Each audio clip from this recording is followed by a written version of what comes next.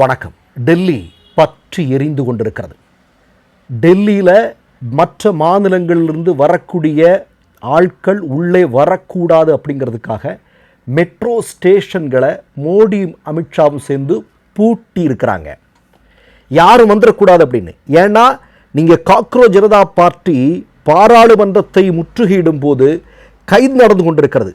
ஆனால் இவர்கள் எத்தனை பேரை கைது செய்கிறார்களோ அதற்கு இரட்டிப்பாக 10 மடங்கு அதிகமாக கூடுதலான ஆட்கள் இந்தியாவினுடைய மற்ற நகரங்களிலிருந்து நாடாளுமன்றத்தை நோக்கி படையெடுத்து கொண்டிருக்கிறார்கள்.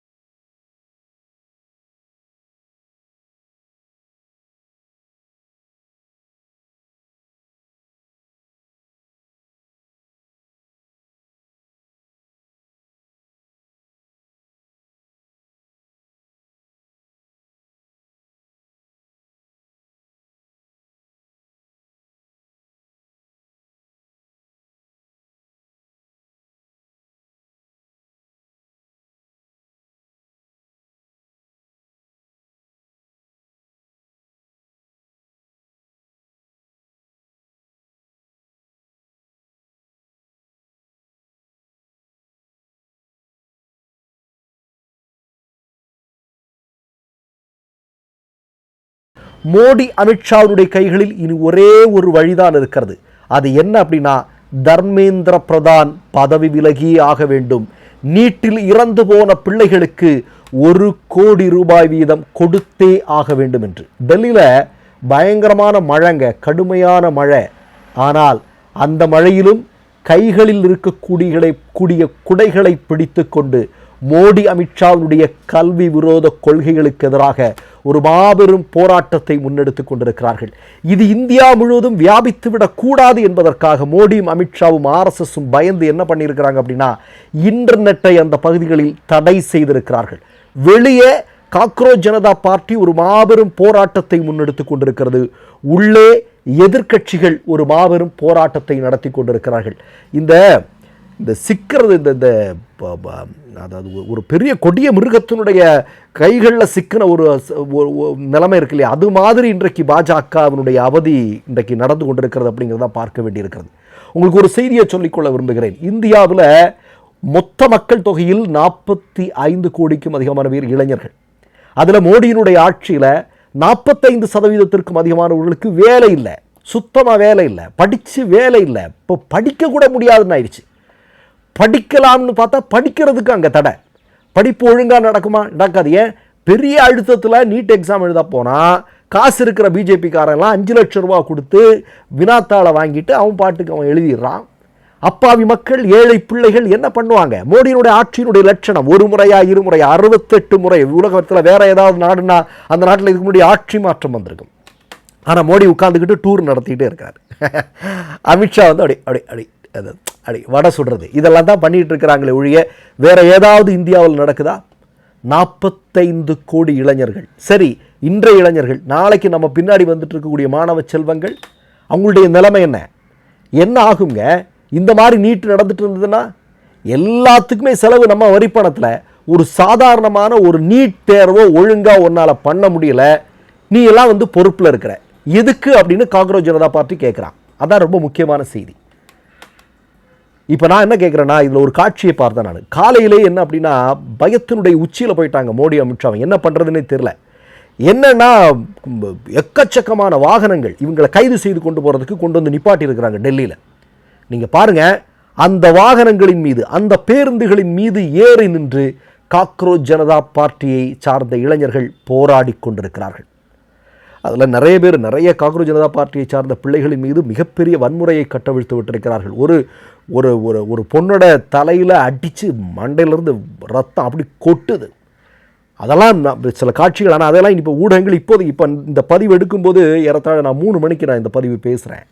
நீங்கள் பார்த்தீங்கன்னா இந்த நேரத்தில் இன்னொரு செய்தி வந்திருக்கிறது. அது என்ன அப்படின்னா, காக்ரோச் ஜனதா பார்ட்டியினுடைய அபிஜித் டீப்கே கைது செய்யப்பட்டிருக்கிறார் என்று சில ஊடகங்களில் செய்திகள் வந்து கொண்டிருக்கிறது.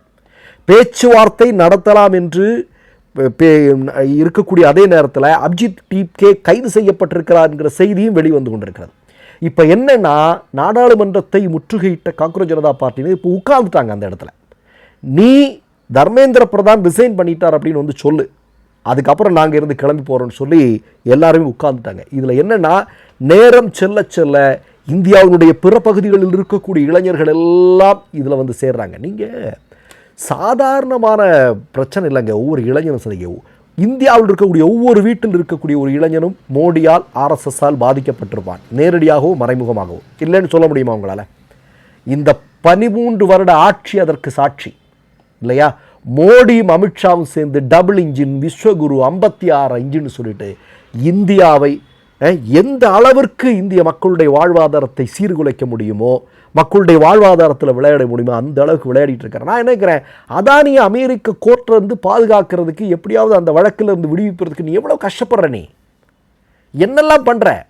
ஆனால் இந்தியாவினுடைய இளைஞர்களை பற்றி, மாணவ செல்வங்களை பற்றி என்றைக்காவது நீங்கள் கவலைப்பட்டதுண்டா? கவலைப்பட நாங்கள் இருக்கிறோம்.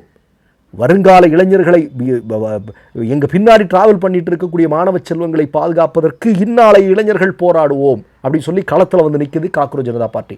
மிகப்பெரிய பிரகாஷ் ராஜெல்லாம் வந்து நிற்கிறாரு, அவரெல்லாம் பேருந்து மேலே வந்து நிற்கிறாரு. கண்கொள்ளா காட்சி. முதல்ல உங்களுக்கு ஒரு பெரிய சல்யூட் சார், பெரிய சல்யூட். நீங்கள் ஒரு 17 அந்த பாஜக ஆட்சி வந்ததுக்கப்புறம் பிரகாஷ் ராஜ் என்று சொல்லக்கூடிய அந்த மனிதன் பாருங்களேன், அவருக்கு எல்லாமே இழப்பு தாங்க. அவருக்கு ஒரு பெரிய நடிகன். அவர் ஒரு நாளைக்கு பார்த்தீங்கன்னா பல லட்சம் சம்பளம் வாங்கக்கூடிய ஒரு மிகப்பெரிய நடிகன். ஆனால் இவனுங்க ஆட்சி செய்யக்கூடிய காலத்தில் அதை எல்லாத்தையும் தூக்கி எறிஞ்சிக்கிட்டு மக்களுக்காக களத்தில் வந்து நிற்கிறார் பாருங்க. உண்மையிலேயே இந்திய மக்களின் சார்பாக உங்களுக்கு ஒரு சல்யூட் சார். நீங்கள் கண்டிப்பாக நீங்கள் எங்களுக்கெல்லாம் ஒரு முன்மாதிரி. இப்போ நான் என்ன சொல்கிறேன்னா, இந்த போராட்டம் நிச்சயமாக வெற்றி பெறும். தர்மேந்திர பிரதான் ராஜினாமா செய்வார். மோடி, அமித்ஷா, RSSனுடைய வீழ்ச்சி இந்த போராட்டத்திலிருந்து துவங்குகிறது என்பதுதான் உண்மை. மற்றொரு நிகழ்வில் சந்திப்போம். நன்றி, வணக்கம். 3 யூடியூப் சேனல்கள் வியாபாரத்திற்கு இருக்கிறது. தேவைப்படுபவர்கள் இந்த எண்ணுக்கு தொடர்பு கொள்ளுங்கள். மை நேம் இஸ் ரெட் சேனலை சப்ஸ்கிரைப் பண்ணிக்கோங்க. அதுக்கப்புறமா பக்கத்தில் இருக்கிற ஜாயின் பட்டனை கிளிக் பண்ணீங்கன்னா ஒரு நியூ பேஜ் ஒன்று ஓப்பன் ஆகும். அதுலேயும் ஜாயின் பட்டனே கிளிக் பண்ணிக்கோங்க. அதில் பார்த்தீங்கன்னா credit R debit card options இருக்கு. இதில் உங்களுக்கு விசா, மாஸ்டர் கார்டு, ரிப்பே அப்படின்னு 3 ஆப்ஷன்ஸ் கொடுத்துருக்காங்க. அதில் நீங்கள் எந்த கார்டு சூஸ் பண்ணுறீங்களோ அந்த கார்டோட நம்பர் என்டர் பண்ணிக்கோங்க. அப்புறமா கார்டோட வேலிடிட்டி மந்த் அண்ட் இயரை டைப் பண்ணிக்கோங்க. அடுத்தபடியா உங்க கார்டோட பின்னால CVC கோடுன்னு சொல்லிட்டு 3 நம்பர்ஸ் கொடுத்துருப்பாங்க. அந்த நம்பர் இதில் என்டர் பண்ணிக்கோங்க. அப்புறமா அட்ரஸ் அண்ட் இன்ஃபர்மேஷன் என்டர் பண்ணிட்டு பைங்கிற பட்டனை கிளிக் பண்ணிக்கோங்க. ஒருவேளை உங்க கார்டு நம்பர் இன்வாலிட்னு காமிச்சிச்சுன்னா உங்க கார்டுல இன்டர்நேஷனல் யூசேஜை எனேபிள் பண்ணுங்க.